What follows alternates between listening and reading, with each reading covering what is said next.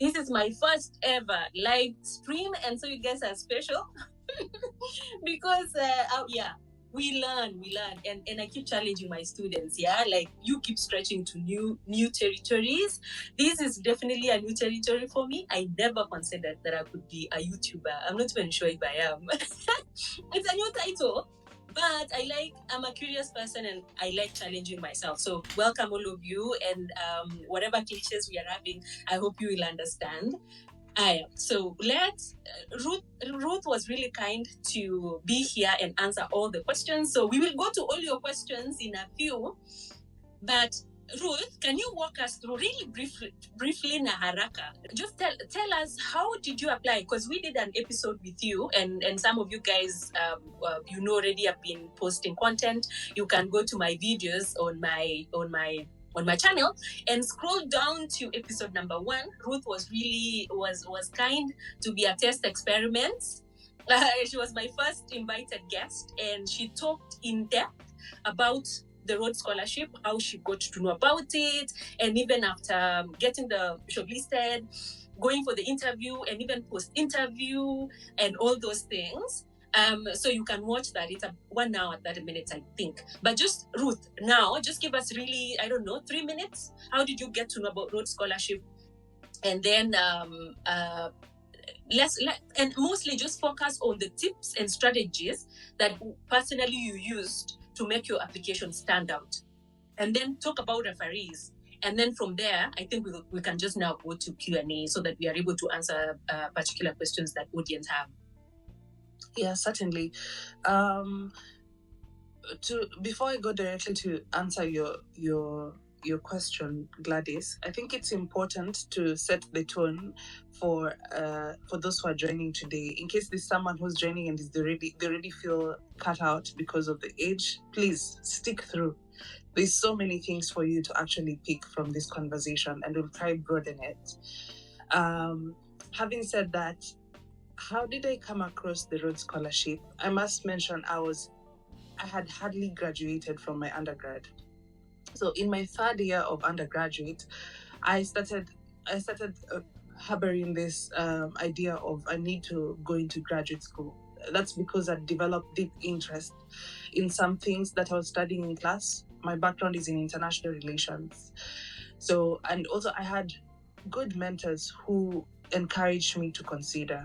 So I remember in my 3rd year, even before I was close to graduating, I applied for the Mandela Rhodes Scholarship, which is one to look out for, especially for African scholars. And throughout this call, we'll also try to mention other scholarships which are more global. So I remember I didn't get the Mandela Rhodes, and now looking back, I think I wasn't ready. But it was important for me to start so as to know where I got it wrong. So the next year, I still was curious about the scholarships and graduate school. And I remember searching through YouTube. I was very active, not YouTube, Facebook. I was very active and came across Opportunities for Africans. It's a website that normally advertises opportunities, and saw the Rhodes Scholarship. And I remember thinking, this looks interesting. So that time I never used to have I never used to use Google Folders or all. So I saved things on folders on my desktop. I remember I had a folder for Britain. I used to call it Britain, South Africa, America, Australia, and that's how I took the Rhodes Scholarship there. But I speak a lot on serendipity because I had just come from a school conference, and met people who went to Oxford. And the moment I had conversations with them, they're like, oh yeah, you actually meet the qualifications. And they kept on introducing me to other people. So long story short, my entry point was through conversation and through interest that led me there. I normally call it I had an intellectual itch. My application process was lots of clear communication, especially with my referees. One normally downplays the place of referees, but they come in handy. So I had good support from them. Also had a dear friend who I must give a shout out to, who had gone through the application process. By the time I was leaving for Oxford, she'd already finished her graduate study in Sweden. And I remember she shared with me some of the resources and tips that she had for application. I don't know that we'll go directly into the academic statement, personal statement. I think I'll leave it at that. That's my story. But as Gladys has mentioned, we speak deeply about it in the first episode of her YouTube channel. So do check it out. Thank you, Ruth. And sorry, you keep seeing me checking my messages because I like I mentioned earlier, I did I sent a wrong link for the YouTube live. But thank you, Ruth, for giving us a brief on how you apply. And you mentioned about personal statement. I think personal statement is a key component in your application because those guys, they definitely use your personal statement, your CV. I think everyone knows how, I think people know how to write CVs, but I think personal statement, they have their own kind of, structure that you need to follow. I made a video. You can scroll through my videos, go to my channel and scroll through my videos. You will see somewhere, I'll actually post a link here so you can check it. I went in depth on how I personally wrote my personal statement. It wasn't actually the Rhodes Scholarship statement, but I give like tips and tricks and strategies and hacks on how you can improve or make your personal statement stand out. As well as, I also read out an example that gave me a very prestigious fellowship. So you can check that out. But if you have questions regarding personal statement, we'll be happy to answer. Ruth, there is an element that people forget to factor in. I've been a reviewer and I've talked to other reviewers. It's really sad when you've taken time to make excellent CV, you've crafted stellar personal statement, and then you forget to take time to think about referees and their references. They do matter, and reviewers, they take whatever referees say into consideration. So Ruth, can you speak about referees? Like, who should they consider choosing, and also what should they do to ensure that the referees write something substantial? Some referees, they write one sentence and it will not really help you. So what would you advise with regards to referees? Yeah, I'll break this down into two. So first, let's start with those who actually have finished their studies and they've been away from school and they're thinking of making this application. So you don't have direct contact with your referee or the person that you'd go to. And second, I'll talk about those who are already, are within the system, if there's someone who's joining us today and they're thinking of making this application next year or in the next 2 years. So I'll touch on both of the two. I think reference letters are an indication of a relationship that has been built over time. Yeah, and I don't say this in a way that will feel like, I'm discouraging those who do not have not had a relationship with their lecturers or something like that. But I think now that I'm in the space where I write lots of recommendation letters, I find it easy to write recommendation letters for people who keep me up to speed with what they're doing. People who check in and are constantly updating me, not only when they want me to write their letter, but just out of wanting to build a relationship. And I don't know whether I'm asking for a lot. That's me specifically. So, are you thinking of getting reference letters? I think communication is very important. You do not want to send to your referee a request on the last week of August, a few days just before the deadline, asking them to write the letter. I think had we had this conversation earlier, I'd have said, do it as early as January. Tell them that there's this application that I'm hoping to make that's opening in June, and I'd like you to be my referee. But let's assume you didn't do it in January and you do it this week.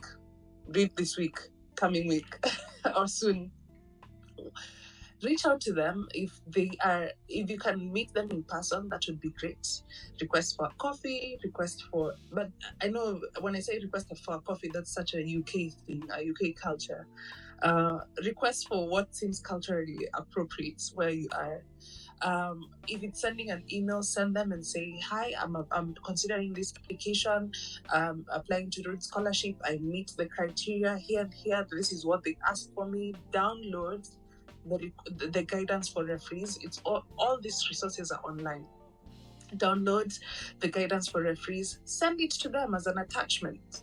Even if you're to be extra, go in there and highlight aspects for them. I know it sounds like you're hand-holding them, but man, these are people who are very busy. So you are actually helping them to support you. You're managing that relationship, you know. What I've normally found it helpful is tailoring a CV for them and highlighting also things that you'd like them to capture about you. And if you have someone who's open to a conversation, I personally am always open to a conversation, and I appreciate individuals who reach out to request for this from me. A 30 or 15 minutes conversation to tell me what you're thinking, what should we capture, and what should we highlight. I mean, that takes me to a creative process of producing a very deep and well thought out reference letter. And one thing you should take note of, this is particularly with the Rhodes Scholarship, they ask for many reference letters, a minimum of 4 and a maximum of 6. Yeah. So you can, and that's 3 academic references and 2 or 3 character references, 1 or 3 character references. And if you go online once more, they'll indicate exactly what they're requesting of this.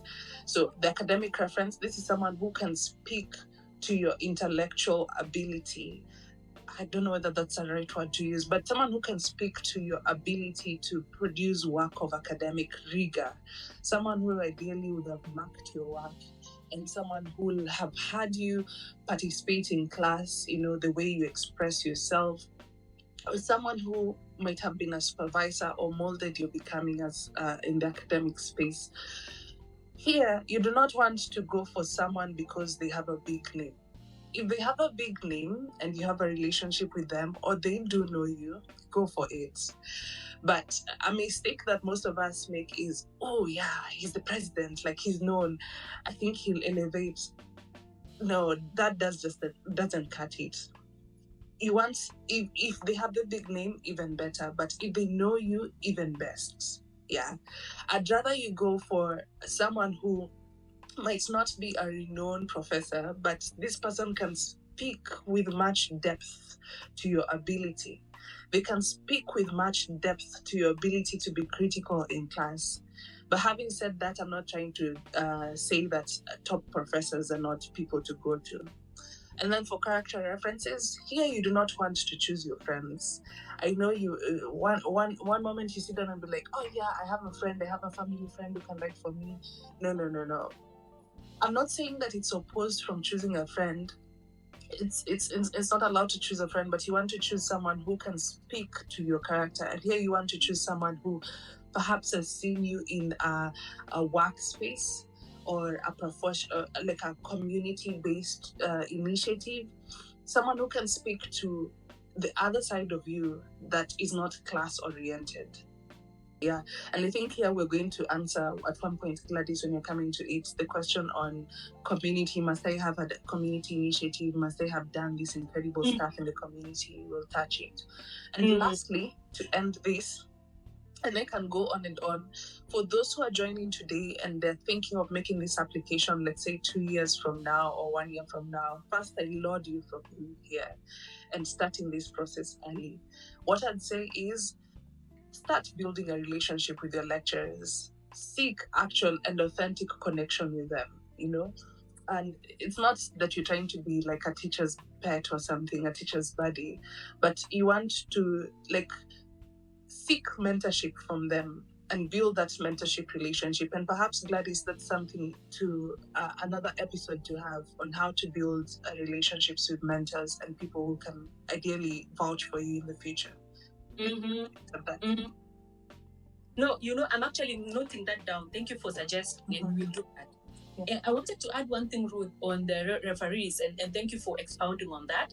For those of you guys, you see me, I look a bit distracted, but just now, let me just post here on the chat. You will see on the chat, I just posted a link to a video that I made on crafting a strong personal statement. And there I mentioned that it's important that you, like Ruth mentioned about referees, you guide them, like giving them CVs and highlighting key moments. Let me give an example. Let's use Rhodes, right? They are looking for leadership, and they're looking for extracurricular, and they are looking for three things, right? Extracurricular, leadership. Let's just use those two examples. Any extracurricular and leadership. So in my case, for instance, I served as a class representative for 5 years. So in your CV, you make sure you highlight that. You make sure you write somewhere that this is an example of leadership. In fact, when you watch this video, I even gave an example where you can make another, I call it a skeleton of your personal statement, the one that you will send to your referees. So you tell your referees, this scholarship is all about leadership, is all about extracurricular, and then you tell them to, whereas you write references, like Ruth was saying, sometimes you just need to handle them. You tell them, these are some of the few examples where I've demonstrated leadership. For instance, I served as a class leader. These are some of the changes that I made while I was serving. These are some of the outstanding moments. So you kind of give them examples, right? So leadership, and then you give them, 3 examples. You led in your class, you are leading in your local community, you started this initiative and it's really doing well and you've gotten awards for it. And then you go to extracurricular, you say, so for instance, for me, I used to do sports a lot, athletics and soccer. So I would say extracurricular, athletics and soccer. I represented my uni in several editions of East Africa University Games. Number 2, I'm currently the president of these of soccer, whatever. So you help them have vivid examples that they can use in when they're writing about you, so that they don't lack those examples, and also so that I feel like whatever they write about you and what you write about yourself in your personal statement, so that they kind of match a little bit. Because sometimes whatever referee has written or whatever you've written, they just look like totally different things. So that is what I wanted to add, Ruth, on referees, like try and guide them. What else? I think we can, I'm not sure if, is there anything else we need to, and let me mention that we have some Rhodes scholars that I invited in the audience. I'll invite them a bit later to just say who they are, where they are at the moment, and maybe just 3 tips or 2 tips that they can offer for you guys who are applying this year. So Ruth, what else do you want to mention? And then maybe we can, because I see, and thank you guys, I see a lot of comments, so maybe we can then go to comments after. But anything else you want to touch on before we go there? I think we can dive straight into the questions. I think most of the things I want to capture or touch on will be responded to there. All right, so let me, I don't know, I feel like some of the questions are connected. So we'll try and answer as many questions as possible. So Samuel Kiprotich is asking, what does it take for one to be considered for Rhodes Scholarship? First and foremost, before I go deep, I normally say you need to be an internet detective. In this day and age, when the world is going digital, all the information is there. In fact, we have information gluttons. So I'd recommend you want to, if you've not started, you want to spend, like, if you can create, even if it's just an hour every day, or however you measure it, to just search as much as you can find about the Rhodes Scholarship. Having said that, I think there's no one way to measure impact, as Gladys has said. What one person does and is impactful is different from what someone else does and is impactful. I think if there's something that the Rhodes Scholarship checks out for, is authentic impact and authentic brilliance. So, and again, there's no one way to be brilliant. So having joined Oxford and having come and been part of an incredible community, I just realized how diverse we are. These friends who were really excellent, like the Olympic winners, they've taken part in sport. I personally do not play any sports competitively, but also I fit into the category of someone who had co-founded a community-based initiative, and we've done incredible work in Nairobi. I've also met individuals who have incredible research, have incredible ideas that are actually groundbreaking, ideas that are going to impact the way knowledge is being produced. So I'd say there's no one fit category, and these are a couple of myths that have always been there, that the scholarship looks for Olympic winners and looks for, like, president type of leaders. No. I think there's so many ways to be a leader, and it's more about, if anything, going back and digging deeper and outlining those things that make you things that make you stand out. Because once you've introspectively thought about that, that's going to feature in your personal statement. And I think it's what Gladys was mentioning. Once you're aware of these things and not downplay them, you can be able to impactfully and in a much more clearer way outline them in your statement of purpose. So do you have to have done something impactful in your community? Not necessarily, but you need to be authentically impactful. So I'll take that question back to you to sit with. What are you doing that makes you stand out? What makes Samuel stand out? Yeah. Yeah. Thank you, Ruthie. And it's the same question with John. And I feel like many people, what Agnes was telling me, Agnes is my latest guest, and she was telling me we self-disqualify too early. We self-reject too early. And yeah, for sure, for those of you who know my story, and I mentioned, you go to episode 1, I did not think that I did not think that I fitted up the profile of Rhodes Scholarship. And these guys, I think when you go to the Rhodes Trust, yeah, even the people they choose to highlight, man, like these people, their profiles are really strong, and you think you've not done anything in your life.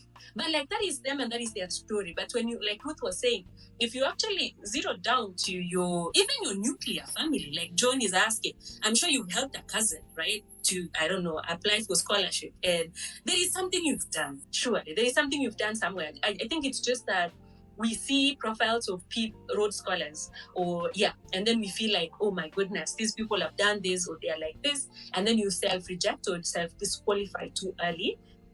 You apply, you never know. That is where I was. I was forced into applying, and then when I was shortlisted, I was like, wow, this thing, like, I did not think I had what it takes. So don't self-disqualify too early. Don't compare yourself too much with other people. I know they have amazing profiles, but you also have a story, and it's how you write the story. Let me read another comment, another question. Hi, David. I had previously applied for the Rhodes Scholarship. Unfortunately, I did not get it. Oh, I'm sorry. Is it advisable to still apply? Yes, right? Ruth, what would you say about reapplication? Yeah, first I'd say congratulations on making the application, because I think it takes a lot. Yeah. And the fact that you did not get it lately, I think we also reflected in another episode with Gladys on what failure is, and how, for me, I don't use that as a language. I think of it as a rerouting, or like something that shows you what went wrong and what can be done better. And I'm in a phase of my life where I'm embracing failing fast and failing forward. So having said that, definitely, if you still meet the criteria, apply. Even if you do not meet the criteria directly, for you to have applied for the Rhodes Scholarship means that you met most of the criteria or eligibility requirements for studying in Oxford. So go ahead and make the application, even if it's directly to Oxford. And there's many other scholarships which are available, even if you'll not be eligible for Rhodes this time. For example, there's AfOx, Africa Oxford Initiative, which I've mentioned, through MasterCard. They're offering, I think this year they've offered to 40 plus Africans, and this next year they'll be offering to even more. And so definitely consider, and yes, reapply. I know of Rhodes scholars who've gotten it on their second try. Yeah, obviously try and see personal statement, maybe look for ways to brush it to be stronger. But yeah, please do reapply. John is asking, can you apply? I hope I did not. Oh yeah, I think I missed a question.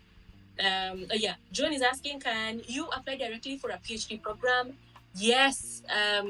Or are you required to apply for master's first? I did go to a PhD directly from master. I made a video how I contacted a professor, how he I even don't know why he decided to supervise me, because I did not know what I was going to do. But anyway, I think he saw like a strong, curious student, and he took me in. And so with the Rhodes Scholarship, I was able to go directly to a PhD at Oxford without a master's degree. So you watch the video. I will not go into details. Watch the video and you leave a comment in that video, and I'll be happy to talk more about that.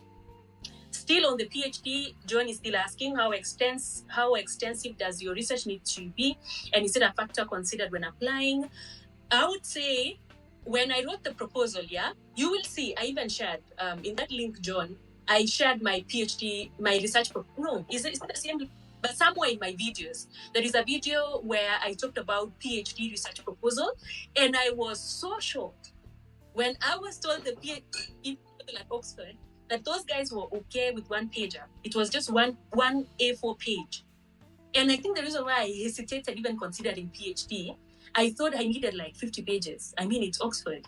But they were okay with one page. And I tell a story of how I contacted a professor and we drafted a proposal.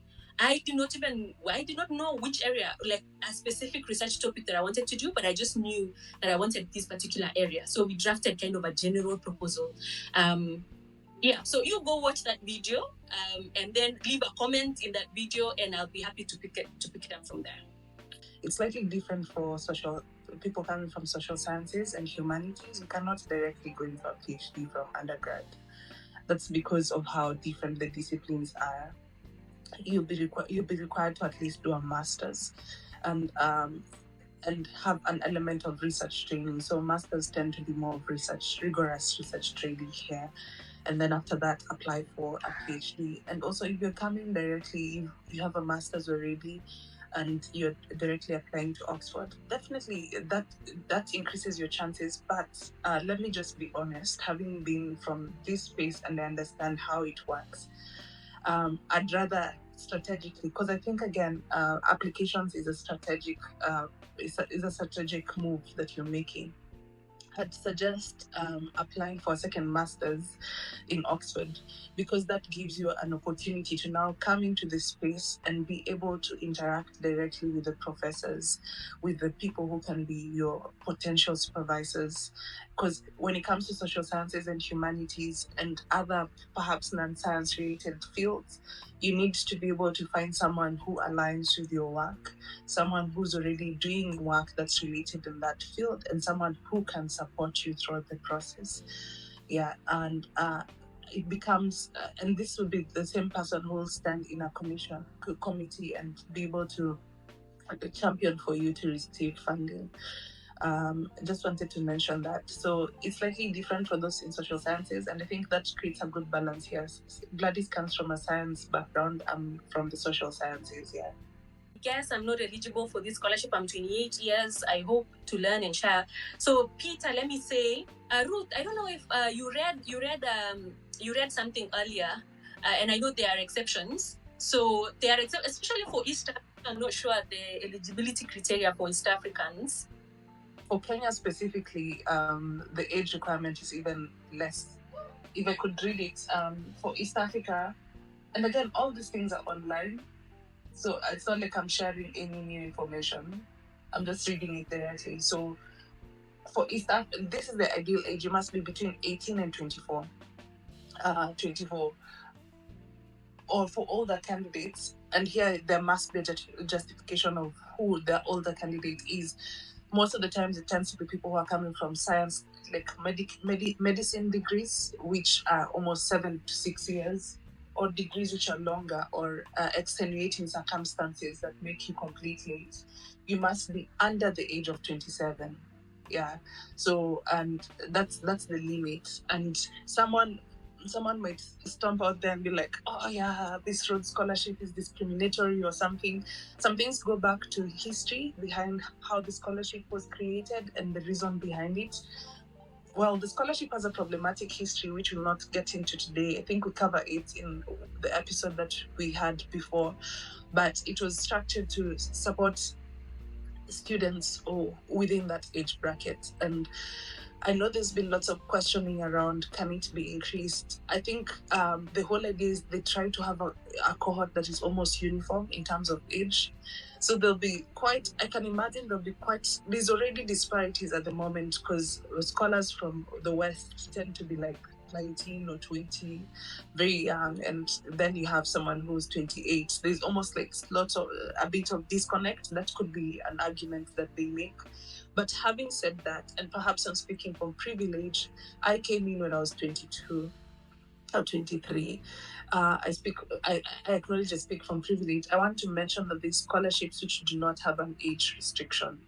So do not feel that you're locked out of Oxford because of your age. This is just a Rhodes Scholarship, which is different. And different scholarships, now that I'm in the space of behind scholarships, I think different scholarships have different requirements. And most of the time they're donor, or the person who funds is the one who controls the requirements. Yeah.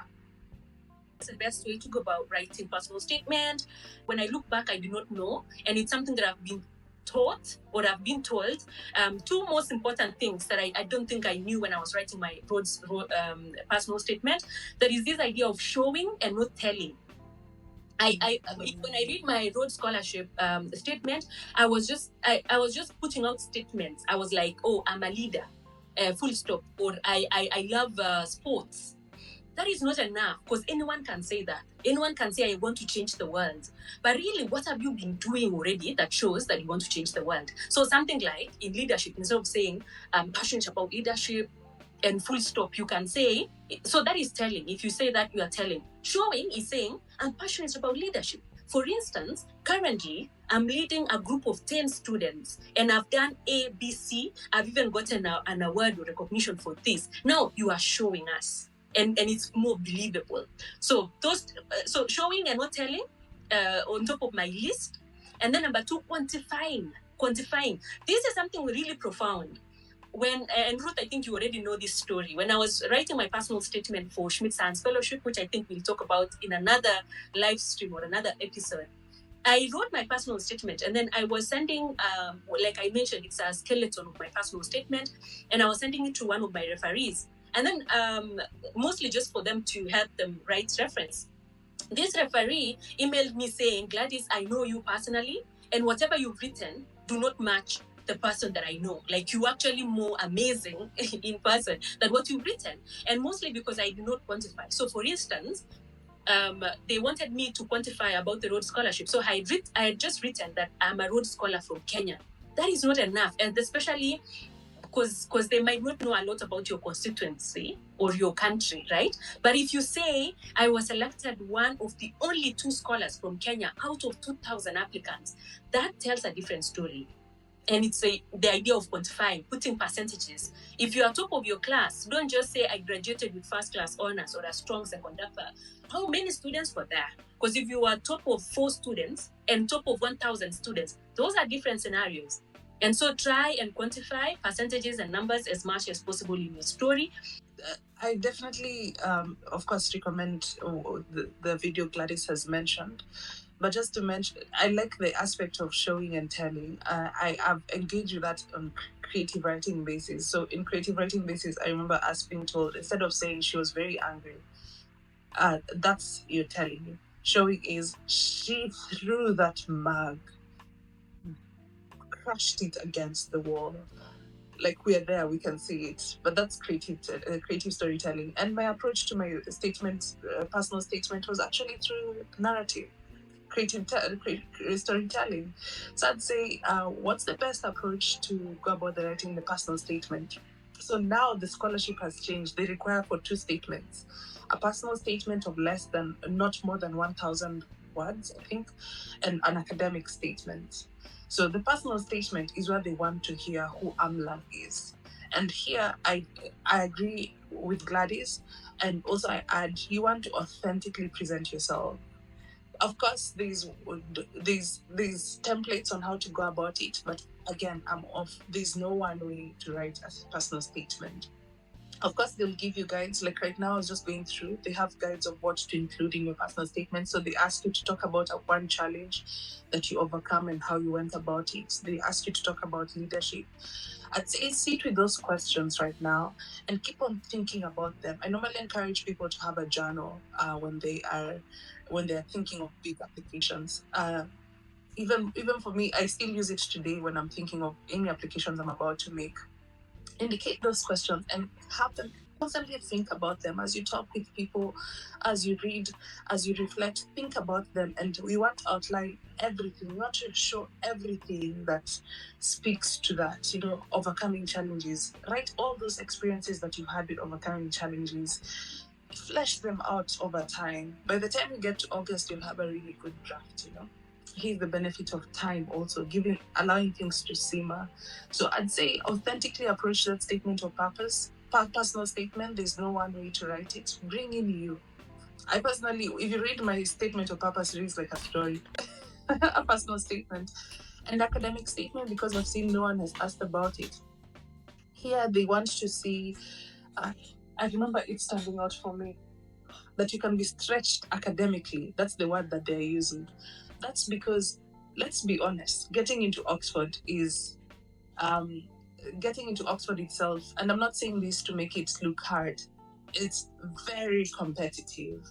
Very competitive. You're not competing with just folks from East Africa, Kenya, or the constituency you're based. You're competing with folks from all over the world. And classes are small. PhDs are even much more smaller. So you can find, and all these things, you'll find them online. All this information, they'll tell you, this year we had 200 people, but we're only picking 20 people. So you need to come in with the rigor. You need to be able to show that you have what it takes. And and you need to show that you meet the grade that they're asking for. And so in this academic statement for Rhodes, they give you questions that you respond to. In the same way, I'd say go in there and do what Gladys is suggesting. You show as much, more than telling, or find a proper balance to it. Yeah, I'll leave it at that. But I think a personal statement is a whole conversation, and it varies from discipline to discipline. Actually, it's good you mentioned, because I think personal statement, I've mostly been writing, because as you know, I'm not a creative writer like yourself.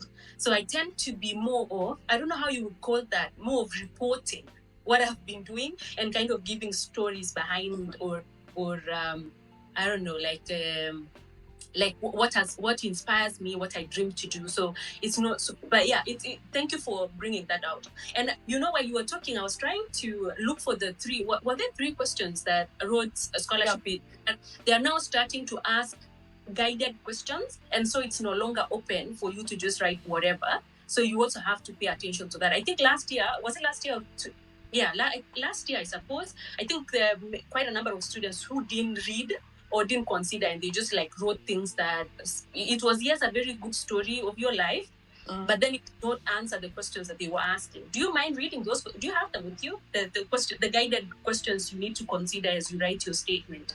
Yeah, I have them with me. So yes, please. Tell us how you overcame, and this is this year's. Tell us how you overcame a challenge in your life. Which Rhodes Scholar character qualities do you draw from, and what did you learn from the experience? What would you like to learn from and contribute to the Rhodes community in Oxford? 3, from your place in the world, how will you use your energy and talents to address humanity's pressing challenges? These are guiding questions. So they say these are prompts by weaving that into a narrative of your statement. So it's not that you need to respond to each one of them. Those are the prompts. Now weave something out of it here. Yeah. So you make sure you touch on those guides. Yeah. And maybe they could add something. They say every statement is individual. There is no single right model. For over 120 years, personal statements have been diverse and ever-changing. Selectors are looking for an original portrait of you as a candidate for the Rhodes Scholarship. So if you use ChatGPT, use it to help you come up with, brainstorm, but don't use it to write for you, because it won't capture who you are. Yeah. if I want to apply for a scholarship, but I can't find the program that I want being offered under the scholarship.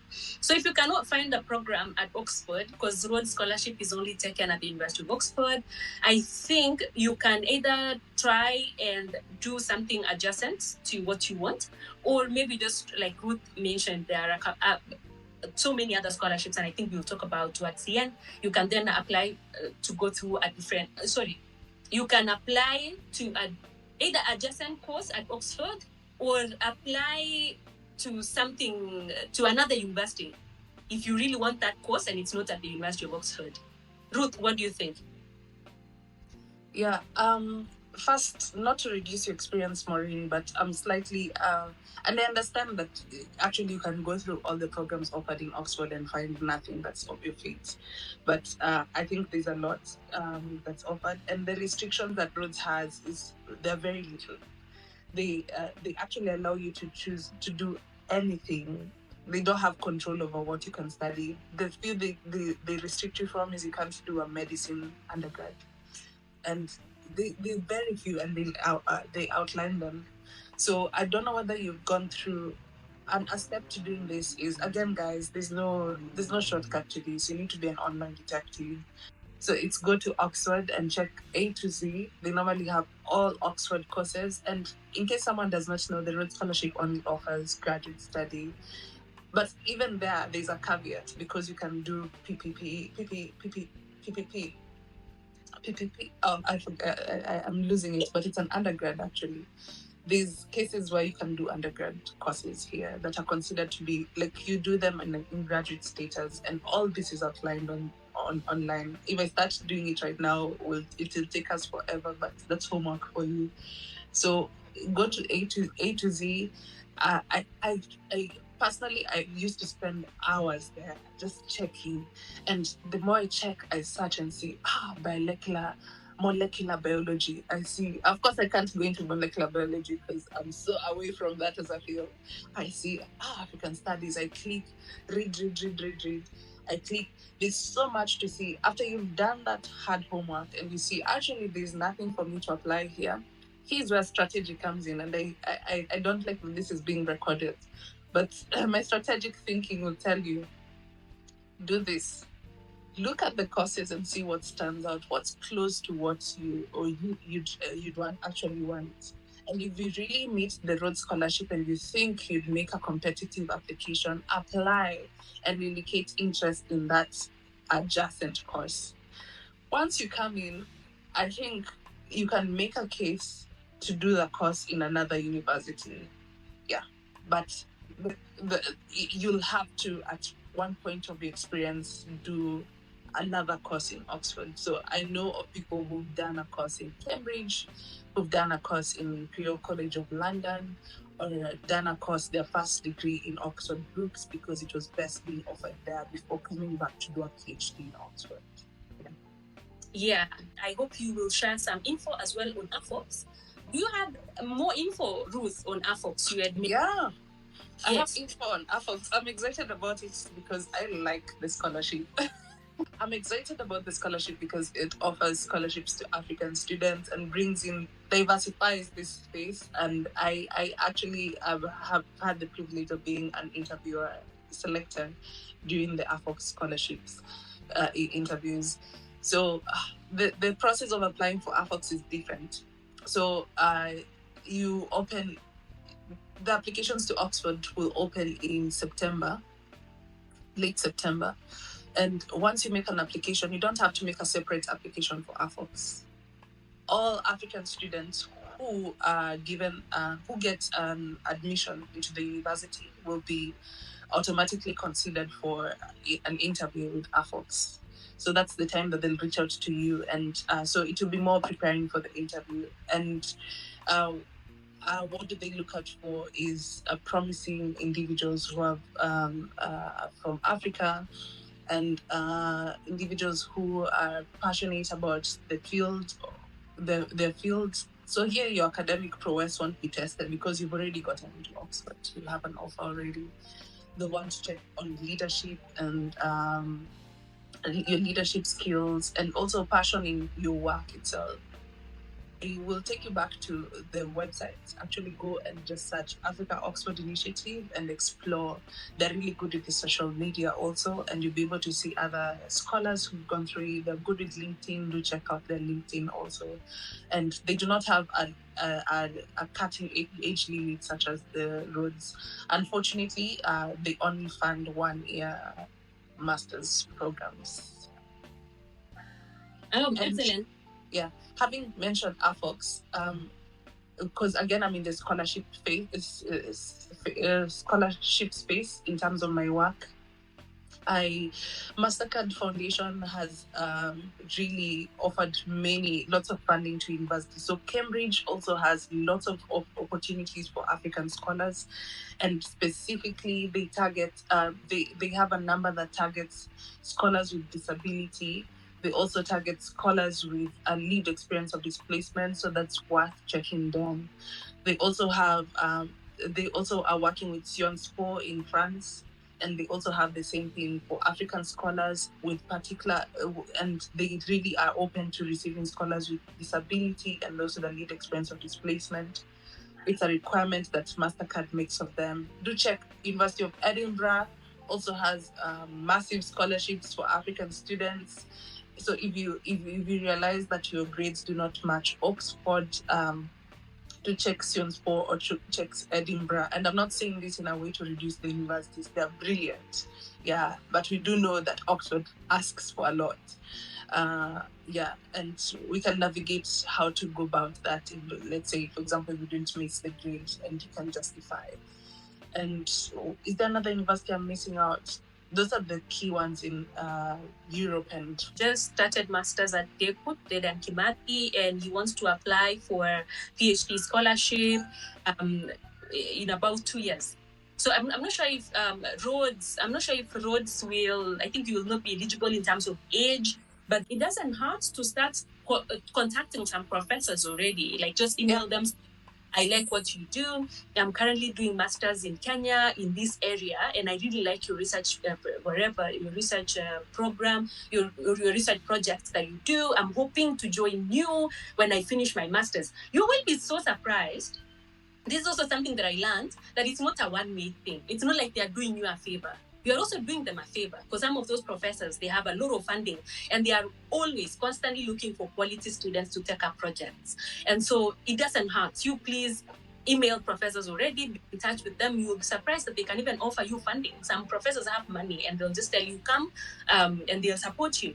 So you check the video that I did with Agnes. That should be the latest video. It should be episode number 16 on how you can do your PhD. If you don't get a scholarship, you can do your PhD in the US, especially. I'm not so sure about the UK, but US graduate assistantship is super common, but also sharing some strategies that people don't know. So you can apply for an admission, and getting an admission, I feel like it's relatively easier, but then like getting funding is normally the difficult part, because people are competing for limited resources. So you can watch Agnes's video on how to go about that. So how do you package volunteering experience to make a difference? To make a difference or to make it stand out? I think that is what you are asking. So Ruth, you take it away on how to package what you've been doing so that it's impactful. Oh, that's a hard question. I don't know how to go about it. I think it's actually, it kind of goes back to what we had discussed, right? Like if I tell you, in fact, if you've been doing some volunteering thing in your village, right? Like many people do, like you go to a primary school, your former primary school, you talk to them, you give them, I don't know, some pocket money, some books. We didn't downplay. We don't see that as an impact compared to someone who went to Olympics, right? But if you write, there is a way when you write it, it can actually sound like a very powerful story. So you can say, my village, we only have 2 graduates in the village, and I've been making an intentional effort to go back there and bring more graduates. For instance, the last 2 years, I started a drive or a movement in the village where I call all these high schoolers. I talk to them and I help them prepare and package themselves and work hard and whatever. Now we have 10 graduates from my village. That is, if you ask me, that is a very powerful story. And these guys will be like, if Robert is already doing that in the village, can you imagine what Robert will be doing if you give them a platform at Oxford or in the world? So if you ask me, you don't downplay what you've contributed. Just learn how to package it. Show, like we said, don't tell, show, give evidence or examples where of this thing you've been doing, and then give numbers in percentages and in just numbers. Like, last year it was only 2 students went to campus, but through my initiative, we now have 100% transition. So if you ask me, I would say it's really how you package it, but no volunteer experience or no anything you've really done. Nothing is too small. It's how you package it. I'm not sure if you have a different thought on that. Yeah, I think my thoughts are now well formed listening to you. Well, when you want to package it and showcase the good things you've done, you also do not want to overdo it in a way that looks inauthentic, not authentic. And in case there's someone who's joining and they're thinking of making an application in years to come, like 1 to 2 years from now, I'd say, while this might be a triggering factor for you to go into volunteering, I don't want you to go into volunteering because you want to win a scholarship. I'd say do it because that's you. Do it because you care about what you do. And so when it comes to writing the statement, I think that's the best place to showcase the work that you do in your society or your community. And as Gladys is saying, most of the times we don't even pay attention to the work that we do because we think either we're too humble or we're too modest. But I think there's a way you can weave this into your CV. Definitely include it as experience, and you want to look at what they're asking first. What the scholarship is asking for, because these things that they're checking out for, you'll be able to see them, and then how do you package that in terms of a CV is actually using that volunteer experience or the experience you've had in your community to show that you do meet what they're asking for. And here's where then you do what Gladys is suggesting, you quantify. Don't just say, oh, supported students, how many students, where did you support them, how did you support them? And even when writing your statement, actually show how it impacted you as a leader, how it changed your viewpoint, and how you go about thinking about these things.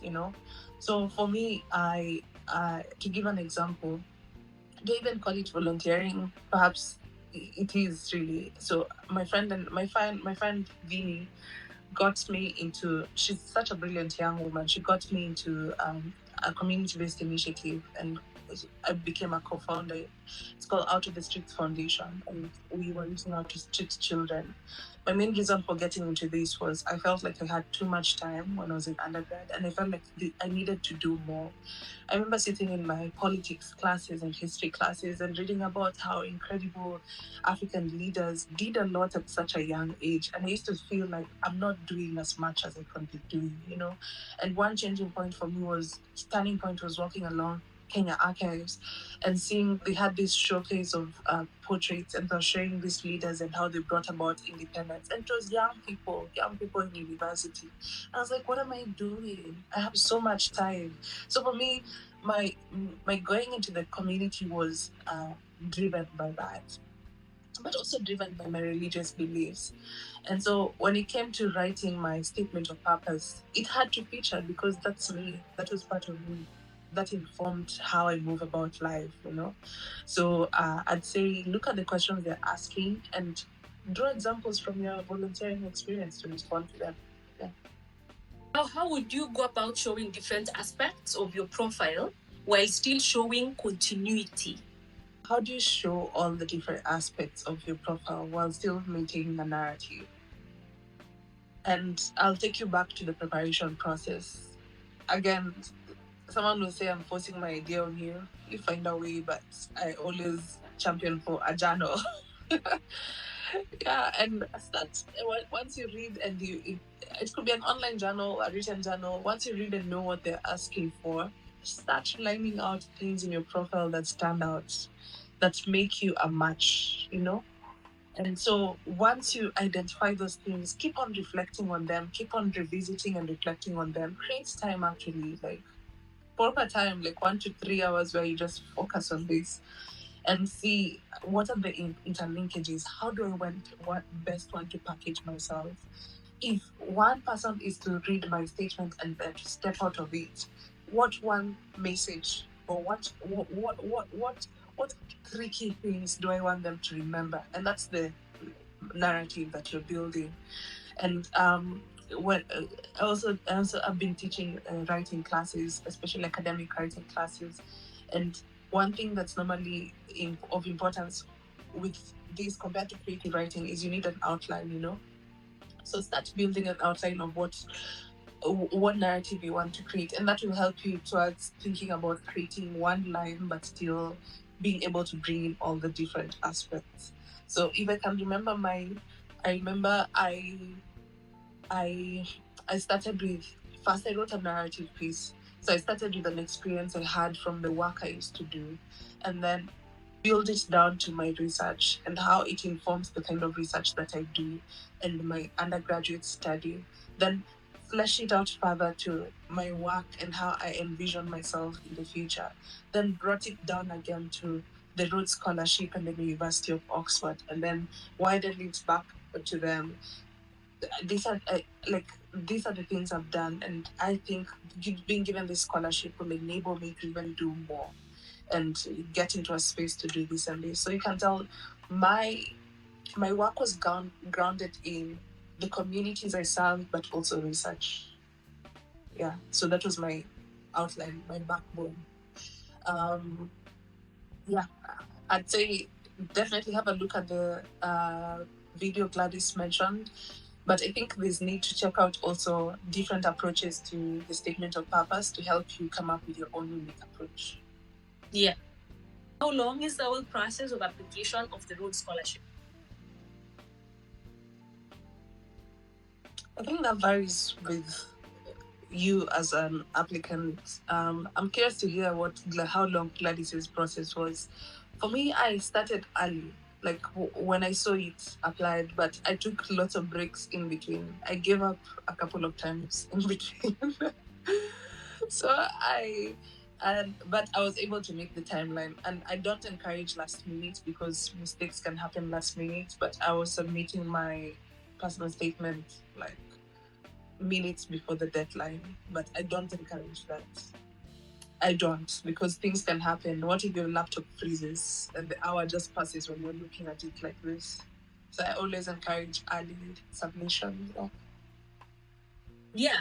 So personally, I remember when but normally I like to do my things a bit early because I'm kind of a perfectionist. Or rather, I don't know, I'm not very gifted with writing, unlike Ruth. So I want that early so that I edit and edit and edit. So I think I started sometime in June. So the earlier the better. So start as early as possible.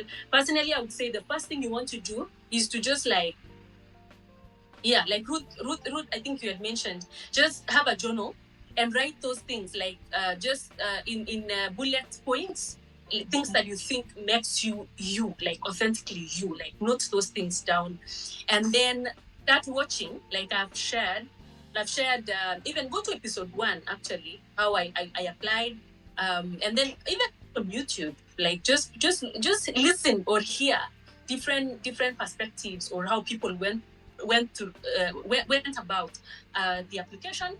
And then when you watch them, ideas will be coming in your mind. So you start like drafting slowly by slowly. So the earlier the better. Did I hear it right, or was it mentioned that there is only one scholarship chance? Yeah, for East Africans. East Africa, is that, and also mention the countries. What form East African constituency? So for Kenya, there's 2. And all this information is online, by the way. Just go check the constituencies. Do it from an exploratory perspective, you know. And then Rhodes East Africa Scholarship, there's 1. That's for Uganda, Tanzania, Burundi, Rwanda, South Sudan. Yeah. Yeah, and I know they're working so hard to increase the number. Almost, but yes, to ongeza the number of East Africans. So hopefully they do that soon. To speak on crafting a good academic statement, I think, Ruth, you did mention how to go about academic statement just briefly. Yeah, and I think that would be great. And they've changed the process. I never had to write an academic statement. They brought it up recently. So our personal statement also included the academic statement. But here, they also have prompts that they give you. Let me just read them out. But I'm keen. Actually, there are a lot of prompts to read, but they're all online. It's like giving a justification. It's like writing a statement of purpose. So there's personal statement, which tends to be more personal. A statement of purpose is why this course, why University of Oxford. You want to showcase you are, let me use the exact words, that you can be stretched academically, that you have what it takes at Oxford. It sounds threatening. But I know you can attest, right? And maybe we'll have another live on life at Oxford and how those guys intentionally stretch your limits. Yeah, I'd like to be optimistic, but also to be a realist who's an optimist and tell you it's no joke when they say that this place can be intellectually difficult. It's not just all talk and say, man, you need to work. I'm an engineering student graduating this year. Must I get a first class besides participating in co-curricular activities? If you have co-curricular activities, that is excellent. First class, I think they say strong second upper should do. So if you have a strong second upper, you are good. Yeah. Kindly share different scholarship links. So I want to invite Mwangi and Linnet, and then you guys can still hang around. We go through all the questions. So let me before I do that, let me just say that three things that I had in mind. And Ruth, you don't go away, don't go too far. You'll just don't drop yet, but I will call you back. So 3 things I would say. Consider, while you are preparing these materials, like the way we've said, it takes a lot of time to prepare. And once you've gotten all these materials, you've applied for a Rhodes Scholarship, assuming, I don't know, they didn't go through or you are not shortlisted, I would say consider doing parallel applications, like up to 5 scholarships at any given time, because most of those materials can be repurposed easily, because they'll be asking pretty much the same things. You will just have to edit some few parts, and then consider repurposing and pursuing, I would say 5 quality scholarships while you prepare for the Rhodes, just so that you increase the chances of getting at least one. Number 2 is that there is this graduate assistantship that Agnes, so watch episode 16 of my videos. I will also add the link here. She talked about how you can just apply for a master's or a PhD program, particularly in the US, and then she shared some tips and tricks on how to get professors give you funding, or at least tell you ways to apply for funding at state universities in the US. That is how she got funding for her PhD. She didn't get a scholarship, but she was very strong. She was a strong candidate, so she got admission, but she didn't have money, so she got graduate assistantship. So you watch that. Number 3 is that once I don't know what we'll do about interviews, Ruth, because I think also it's really important to talk about some tips and strategies. But in the meanwhile, maybe we'll do another live for later in the summer, sometime in July or August, when people are doing interviews, so that we give you tips and tricks on how to present your best self during interviews. But in the meanwhile, I'll share a link to a video that I made on some of the things that I personally use or I tell my students to consider when they are going for interviews. I have a few Rhodes scholars in the audience. I want to loop you guys in so that you share what you are currently doing, and then maybe just 1 takeaway or 2 takeaways for the guys considering applying. Ruth, I'll remove you and then I'll invite Linnet. Right, Linnet, where did you study? What did you study, and what are you planning to study at Oxford? Okay, so I'm a graduate of Kenyatta University. I studied Bachelor of Science Analytical Chemistry, Management, 22 with honors. And at Oxford, I hope to read for a DPhil in chemistry, focusing on research on direct air capture materials. Yes. Excellent. give the audience two tips that they should consider as they prepare their materials. So the first thing that really worked for me was deep introspect, because number one, you're writing a personal statement. And how I saw this was basically it's a reason why you wake up to do whatever you do every day. So all of us have had very incredible experiences. It's just that we've not sat down to try and create that thread, to try and have a narrative that defines who we are. So something that really helped me, number one, was being reflective and taking really deep introspect and trying to connect the dots, because at the end of the day, if you sit back and look at your story, you can always connect the dots. And as I was writing my statement, I made it to be more of a story, the way Ruthie was saying, and we've talked about this earlier. Like when you create a story, it tends to stick more on the reader who is reading.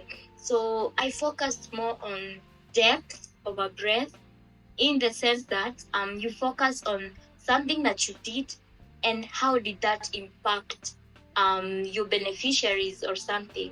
And then the second thing that I did was I began quite early, although as Ruby was saying, sometimes giving up in between but still coming back. But I began quite early. And why I began it early, it's because I wanted to know as much of the scholarship as possible. I wanted to see the scholarship in the lens that the people who are awarding us see it from that lens. So I wanted to make sure that by the time I'm done with this application, I've dotted all my I's, I've crossed all my T's. So what you will do is you need to do a due diligence. Like you need to, like, the internet is there to help, and of course use AI, but make sure that you still have your story intact. And we have to admit that it's a competitive scholarship, so be sure to do a thorough job as you write this and put in the work. There's no shortcut. You have to put in the work and apply the rule of consistent improvements, because it's been opened tomorrow, and I guess the deadline will be 31st August. So each and every day have something that you are adding to your story, and it will make sense. Great. Thank you, Linnet, for sharing. And can I confirm that you did due diligence? Because I met you when you ordered 2 of my books. And at that time, I did not know what you were up to. It's only later you told me you wanted to read my stories so that you kind of have a rough idea what this is all about. Hey, Mwangi! Hey, Gladys, how are you? All the way from Oxford. So yeah, I said it. Today is a sunny day, so today is a happy day. Yes. Yeah. Let's start like Linnet, like we did with Linnet. Tell us who you are. Where did you study in Kenya? What did you study in Kenya? Okay, thank you, Gladys, and thank you so much for the conversation with Ruthie and Linnet. Always loved it to be in community, online, virtually, physically. So thank you guys for being the amazing people you are. My name is Mwangi. I am from Kenya. I did international relations and diplomacy from an international university, which I'm sure most people don't know where it is or whether it even exists in Kenya. But I did international relations. Then got the Rhodes Scholarship in 2023. So I'm one of the 2 Rhodes Scholars from Kenya for 2023. Currently doing my Master's in the School of Geography and the Environment here at Oxford. And I'm reading for the MSc in Nature, Society and Environmental Governance, which in short is Human and More Than Human Geography. I don't want the question of like, you want to become a geography teacher, which I can't be. I just want to say more about you. Yeah. No, Mwangi, can you confirm how is it going? Because you're now first year. You landed in Oxford last year October, or was it last year September? September, I think. September 20th, I think. Yes. And I was lucky to be. Well, we at the airport. I'm not sure, but there well somewhere. But how is Oxford stretching you so far? How are you finding it so far? I was laughing when Ruth led that piece on who is ready to be stretched at Oxford. I remember when you're writing the statement, you think they're just saying that to make, as you said, threaten you. I can confirm, you'll be stretched to the limit. More so when I don't know what happens in a PhD, because I'll be starting my PhD in October in the same department, but I'm doing a master's. Masters here are very short. It's a 1-year master. Some people it's 9 months master. I have a few friends who already finished with their dissertation and they are leaving next week, which is crazy to even think about. That we came at the same time in September. It's stretching in regards to the terms are 8 weeks term, and for people who don't understand what this means, because back home in Kenya and I think most other places you find that terms are like 15 weeks, 13 weeks, there's a midterm break at some point. Here 8 weeks and you're doing everything you can imagine that they need to offer for you in whichever masters you're doing. It's stretching because you have to read a lot. Like I think for every class I've been preparing, you have to read like 3 articles for each class, and you have 5 classes in a week. That means you're reading at most 15 academic journal articles. Stretching, but I also have to say the infrastructure for you to be stretched and while being supported is there. So you have amazing, lecturers, you have amazing classmates, and if you're a Rhodes scholar, you have an amazing Rhodes house to always be there for snacks and be in community with people. So you're not just as a bookworm. You are reading while also doing other amazing stuff around university, but also connected to your community back home. Yeah. Oh, amazing! And I wish you the best. I wish I could tell you it gets better. You get stronger. You get stronger. And I want to ask Mwangi, do you have anything to talk about? Because I remember when you were applying, and I was trying to tell you, do not worry. Like I was also like that. I felt like I will not even get shortlisted. And you applied and you were shortlisted, and you were like, I think these guys made a mistake because I'm not as good. And then you got the scholarship, and you were like, yes. So for some there was a lot of people asking, what is impactful and all these things. Mention about just look back to when you were starting to apply and then you were feeling like you're not cut out for this thing. Just one advice or two pieces of advice for the guys who are disqualifying too early. I see. Thank you, Gladys. I think what I would say, my 2 tips would be to piggyback on what has already been said in this call. And the first thing I would tell you is be in community. I don't think I've done an application journey in particular that I had to be in community as much as the Rhodes application journey. And this starts from the word go, where I was working somewhere in Nairobi, someone identified me and they convinced me that you can actually do this thing. I was literally, I think I was 24 then or 23, but that was for sure the last year I could apply for the Rhodes Scholarship. And they told me like this scholarship, if you take your time, read through it, see what the conviction. I think you qualify in academic sense, but you also have to be reflexive, and that would be my next point. But when I say being community with people, what I mean is like being community with your referee in the sense of like you're sending them tips, or you're having, as Ruth was saying, if it's a coffee in your culture, if it's a call on Zoom, if you can't see them physically, being community with them to tell them that I would like your referee on your reference letter to speak more broadly around my athletic skill. The other one, then you give them a task because you know what they know about you. So you're not just leaving them to write something that is broad enough, because that's what most referees might tend to do, because referees are used to writing letters for work application. And work application, they always go from academic, then they mention a bit about extracurricular, but there's one referee who was your coach and you want them to actually speak about your athletic skill. The other community I would say is the Rhodes community. As you can tell here, there is Gladys, there is Ruth. Gladys is 2014 scholar, if I'm not. Yeah. 2015. Yeah.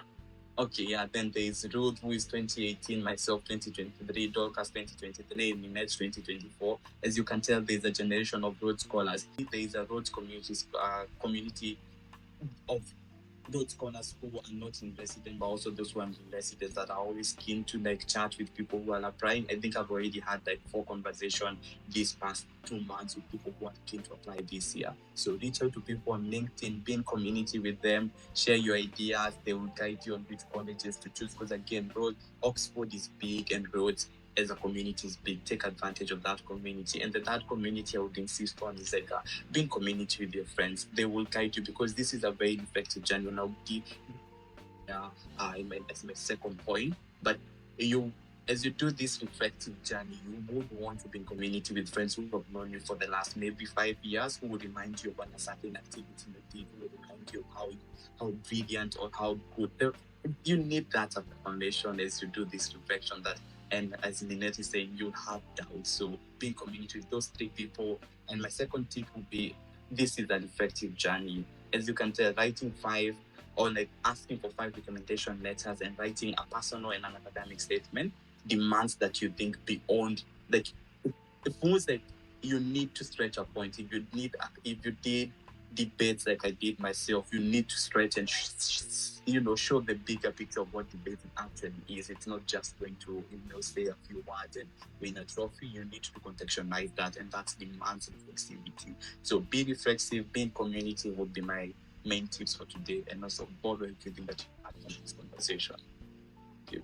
Excellent. We wish you all the best in the rest of the Mwangi. Yeah, so now, because I interviewed, or rather, we had Linnet and Mwangi on the stage. Yes. Actually, not to mention what you currently do, but so for Mercy, just so that guys are excited, so that they have an idea of post-graduation journey, please mention what you currently do, where you currently, and then we will go back from there.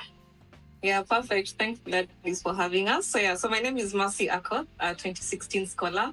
So currently based in London. So I work as an actuary at Lancashire Insurance Group. So it's one of the insurance companies in the London market. So at Oxford, I took a master's in statistics and an MBA in my second year. So I'm really excited to just share 1 or 2 tips, but this session has been super, I've learned so much. I'm like, if I had this session before I applied for my own scholarship, maybe could have won 2 scholarships at the same time. Yes, I know.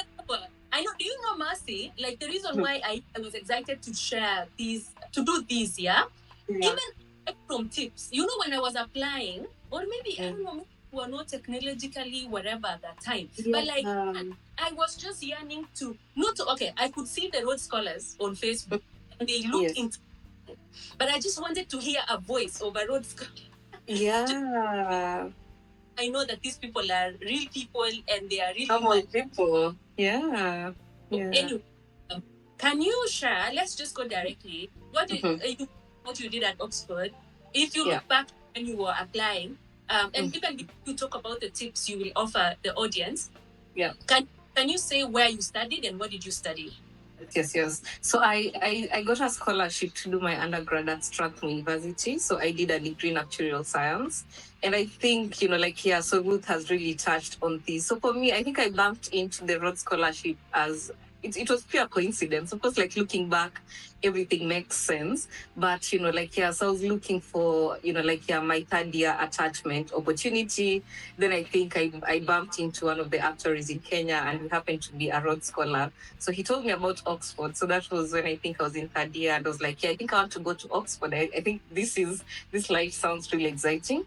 But I think I've liked what Ruth highlighted. You don't want to really start, if you learn about the scholarship early, you don't want to start sort of unauthentically strategizing. You're like, okay, this is what they want, this is what I'll be doing. Because I think at the end of it, life is all about authenticity. Life is all about doing the things that you really care about.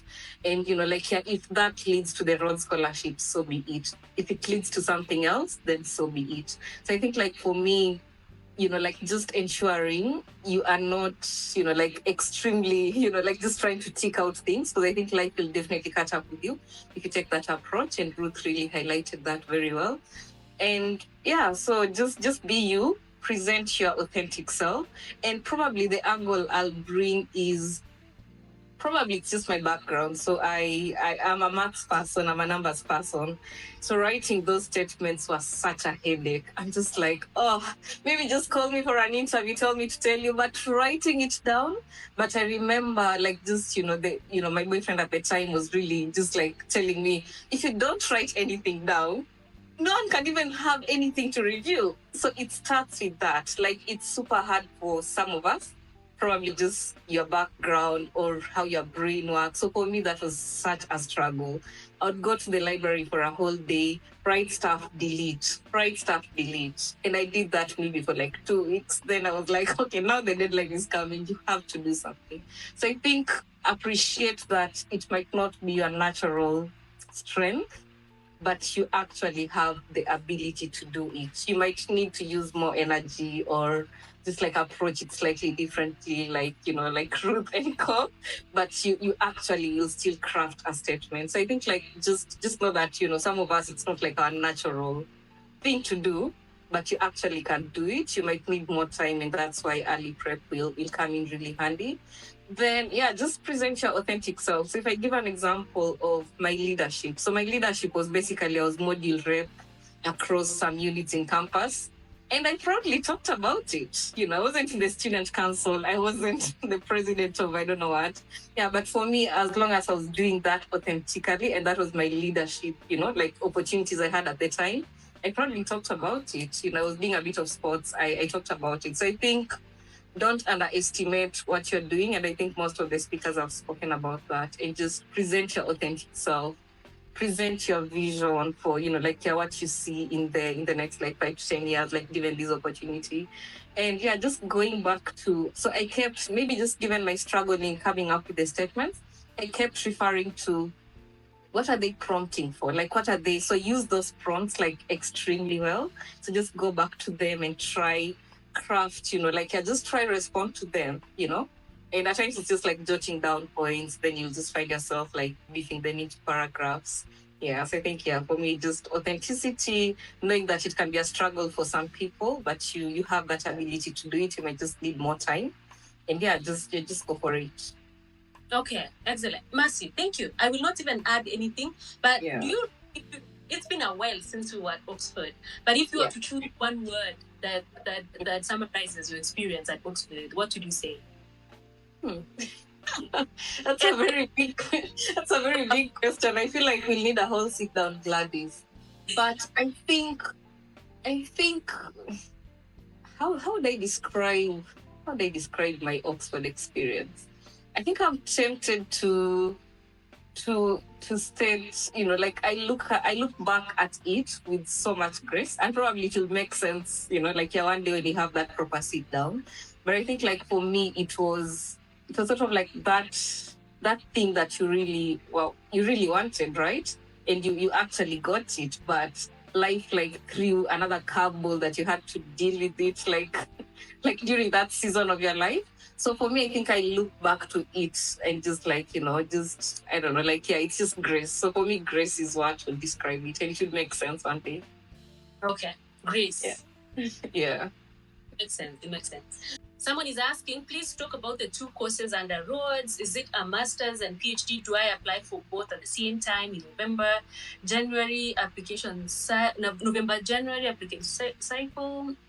Same for the 2 masters. Oh yeah, Mercy, I think you can actually talk about this because you need to apply 2 masters. Yes. Yeah. Talk about that. Yeah. So for me, I took the master's route because, of course, you can go straight to your PhD. You can choose to do a master's then a PhD. So there's all that flexibility. And for me, it was down to, so I have a background in actuarial science. In as much as the PhD programs, they have quite a number of statistics, research courses. I really couldn't see because most of them were in the medical research field. So there wasn't one that, really tied up to what I think I wanted to do. So for me, doing the 2 master's programs were more than sufficient with the scholarship. And I think how I think about it is twofold, because there's being awarded the Rhodes Scholarship, then there's definitely getting admission to Oxford. And part of, the criteria they've put is, the academic excellence. That's just to, just ensure that at least there's a likely chance you'll get admission to the program you end up choosing. So I think I looked at it in two ways. So one, it's just me trying to get the scholarship. And of course, as part of your scholarship application, you need to do your research on the programs you are aiming for. And even those would actually form your personal statement. Well, depending on the question prompts, because then you'd be justifying what you'd be studying in Oxford, how that ties up to what you're already doing, how it ties up to the future you envision. So I think like just, as Ruth said, she kept repeating and I was like, yeah, that's actually it. Like there's so much info on the internet. There's scholars who are in the respective fields you are in, be it statistics, be it engineering. So just reaching out. And these are super, super normal people who are always available to just like help out. So I think doing your research on the program and just ensure that you're picking up, like for instance, for me, I did actuarial and I wanted to apply for a master's in statistics. So there was like that clear carry on knowledge and that clear, this is what I've done and this is what I'd like to advance in. Then for my second year, I did an MBA. And I think for your second year, more or less, it's a problem for after you join Oxford. So don't really stress about it too much. Mm-hmm. But Mercy, remind me, do you have to mention that in your application? Yeah, so I think I kind of like, you needed to, because then like you need to state like what you intend to study at Oxford. But the good thing is it's not that it's cast in stone, because then like you definitely would still need to get admission to those courses. So actually, if I give an example for my own case, the course I mentioned in my personal statement, I ended up not doing that course for two reasons. When I started like applying for that particular course in Oxford, like they had like these pre-entry level exams that just were so super hard. So I did them to the end, but I was like, no, this is not going to be my life for the next 1 year. Like it was just like super hard things that I didn't see how they fit into what I wanted. Because again, like at that stage, you don't have so much info about the courses. So I dropped that and applied for another like course altogether. So I think there's that flexibility, but I think like being clear on what you want to study definitely helps with actually building out your statement, but it's not the end of the world. All right. So you have to just mention what you have in mind. You have to mention exactly. Yeah. Any last piece of advice, and then I'll call back Ruth for her parting shot, and then we will close it. Yeah, so I think my parting shot is, and probably it will sound cliche, is believe in yourself. Like here, all of us who are now on the other side, I think like we had our own doubts. Ruth mentioned she gave up severally during the application. I think I also did that. So and that's part of our human nature. But the question is, will you rise above that? Will you be the one to get to the finish line? So many people will start the process like when it opens up tomorrow. So it's all about trying to get to the finish line, and presenting your authentic self. That's just it. It's not about getting the scholarship. So if it ends up you are the select Rhodes scholars, I think it's just ensuring you gather the energy every day to get yourself to the finish line. Excellent. Thank you, Mercy. Thank you for having me. Bye. Yeah. So Ruth, any last ideas or thoughts and pieces of advice for the students? Parting shots, because I think we've covered a lot, and I really have enjoyed listening to my fellow Rhodes scholars' reflections. They normally say the very fact that you have had this idea to think about graduate school and you're thinking of making an application is halfway through the success. Now it's the other half which is slightly difficult, but you've got this. Wishing you all the best. There's a session I normally run with Oxford students here for community. I've been coordinating the academic programs, and we normally have a session on why graduate school. So I'd leave that question with you: why graduate school? I don't think there's any reason which is wrong. Someone will say, honestly, I just want to leave Kenya. I want to leave my country. I want to experience something new. Someone else would say, I need an income rise. I need a payment rise. I need to get a promotion. Someone else will say, I think I've worked in this field for a while and I want to get newer experience. Someone will say, many reasons. Find out your why and dig deeper to your why.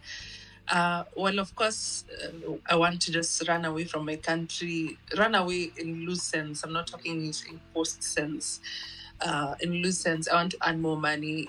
if you say that to someone else, they might like look at you and be like, "You're not serious." I think it's valuable reason, but of course, perhaps you'll not center it in your statements that I just want to get more money.